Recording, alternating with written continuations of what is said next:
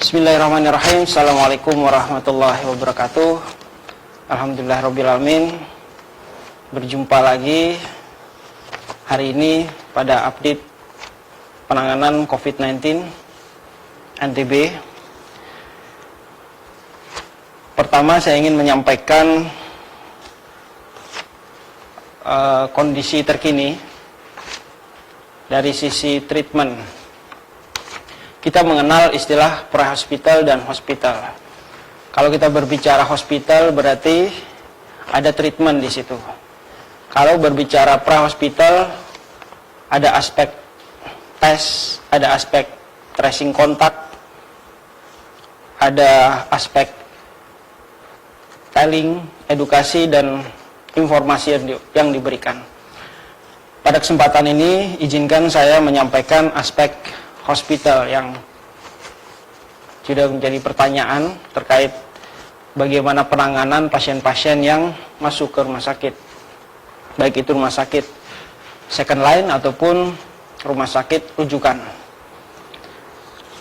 Kita dengan kondisi saat ini di NTB dalam 3-4 minggu terakhir ini terbanyak memang pasien yang masuk adalah gangguan dengan pasien-pasien yang mengalami kondisi gangguan nafas berat kalau di rumah sakit rujukan, baik itu disertai dengan komorbid ataupun dengan tanpa komorbid. Kita mengenal satu kondisi yang disebut ARDS. Apa itu ARDS? ARDS adalah Acute Respiratory Distress Syndrome. Ini yang disebut ARDS adalah suatu kondisi gangguan pernafasan berat yang disebabkan oleh penumpukan cairan di alveoli. Alveoli adalah kantong udara kecil di dalam paru-paru. Nah, gejala utamanya adalah sesak nafas berat dan batuk disertai sesak nafas yang sangat berat. Ini yang terjadi pasien-pasien yang masuk, data yang kami terima dalam kondisi sesak nafas yang sangat berat. Ada juga kondisi yang kita terima, pasien muda tanpa komorbid juga ada tren mulai peningkatan sekarang. Datang juga dengan kondisi gangguan pernafasan yang berat. Dan kita lihat kondisi saat ini tidak seperti gejala umumnya, seperti batuk, pilek. Bahkan sekarang kita bisa melihat dengan data yang kami miliki, pasien muda tanpa komorbid. Ada lagi satu kondisi yang disebut happy hypoxia. Mungkin kita pernah dengar kasus happy hypoxia. Informasi seperti ini ingin saya sampaikan. Jadi pasien merasa masih fine-fine saja, masih bisa beraktivitas. Tetapi kalau kita periksa kadar oksigen dalam darahnya, dia akan menurun kondisinya. Dan pasien sebenarnya masih bisa bernafas. Dan ini yang perlu saya sampaikan. Bila ada satu kondisi gejala, memang terbesar gejala dari COVID ini adalah batuk, pilek, panas. Tetapi ada juga sebagian kecil yang menunjukkan gejala-gejala seperti diare, lemas, bahkan sakit kepala. Dan kita bisa cek juga ada yang kasusnya masuk ke tempat kami, rapidnya non-reaktif. Nah, kemudian beberapa hari pasien ini masuk dalam kondisi yang sesak. Jadi kami menghimbau kepada kita semua, di saat kondisi seperti ini, pasien-pasien yang masuk, saya menghimbau kepada kita semua, ketika sudah ada gejala-gejala batuk, panas, sesak, minimal yang bisa kita lakukan adalah istirahat. Dan tentunya segera memeriksakan diri ke vaskes terdekat. Bapak Ibu sekalian yang saya hormati, warga NTB, saya ingin menyampaikan update terkini penanganan COVID-19. Jumlah sampel yang diperiksa sampai saat ini tanggal 27 Juli 2020 dari Laboratorium RSUD Provinsi, Rumah Sakit Undram, STP Sumbawa, RSUD Selong, Prodia, TCM, RSUD Provinsi, NTB, dan RSUD Kota Mataram sejumlah 179 sampel.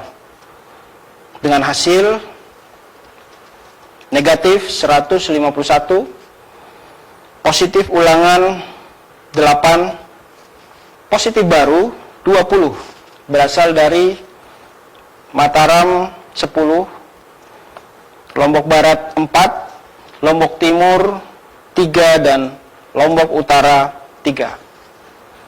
Sehingga kasus positif total berjumlah 1.948 orang. Positif rate-nya 9,8%. Dari total spesimen yang diperiksa sejumlah 19.711 sampel. Bapak Ibu sekalian, saudara-saudara sekalian yang saya hormati, alhamdulillah pasien sembuh ada tambahan 6 orang. Dari Mataram 1 orang, Lombok Barat 1 orang, Lombok Tengah 1 orang, Sumbawa 3 orang, sehingga total sembuh sampai hari ini sejumlah 1.224 orang, 63,1%. Untuk pasien meninggal tercatat 1 orang berasal dari Lombok Barat, jenis kelamin laki-laki, usia 35 tahun. Dan pasien ini memiliki riwayat komorbid. Total pasien meninggal sampai saat ini berjumlah 110 orang atau 5,6%. Dan pasien yang masih menjalani perawatan di rumah sakit darurat dan karantina terpadu berjumlah 612 orang. Bapak Ibu sekalian yang saya hormati, tadi sudah saya sampaikan aspek prahospital. Dari hasil tracing kontak, jumlah PPTG bertambah 18 orang sehingga total berjumlah 69.823 orang, dan masih dalam karantina mandiri isolasi sejumlah 1.413 sebesar 2,0%. Dan jumlah orang yang bertambah, jumlah OTG yang bertambah 73 orang sehingga total menjadi 15.671 orang, dan masih dalam pemantauan sebesar 1.229 atau 7,8%. Jumlah ODP bertambah juga 35 orang sehingga total menjadi 7.138 orang, dan masih dalam pemantauan 248 orang, 3,4%. Dan jumlah PDP bertambah 23 orang sehingga total menjadi 2.518 orang, dan masih dalam pengawasan 443 atau 17,5%. Bapak Ibu Saudara warga NTB yang saya hormati, kami tidak bosan-bosannya menghimbau kepada kita semua untuk terus meningkatkan kewaspadaan, mengingatkan kepada kita semua untuk tetap disiplin menjalankan protokol kesehatan. Tetap gunakan masker dengan baik dan benar. Mengapa harus menggunakan masker? Dari hasil penelitian menunjukkan bahwa hampir 70 bahkan 80% bisa mengurangi resiko. Karena kita pahami bahwa penularan melalui droplet, dan tetap cuci tangan pakai sabun dan air mengalir ataupun hand sanitizer. Ini penting kita lakukan walaupun ya kita merasa saat ini fine-fine saja tanpa gejala. Ada potensi kita menularkan kepada orang lain ataupun orang lain menularkan kepada kita jika kita melakukan kontak fisik. Dan tetap jaga jarak 1-2 meter. Lakukan physical distancing, hindari kerumunan ataupun keramaian. Ini adalah cara kita melakukan prevention sebelum vaksin sampai kepada kita. Dan jangan lupa meningkatkan daya tahan tubuh. Ini penting dengan istirahat yang cukup tentunya. Olahraga dan kelola stres. Imun begitu penting. Ada kasus anak muda tetapi dia tanpa gejala seperti saya sampaikan kemarin, tapi potensi menularkan kepada orang-orang yang punya komorbid.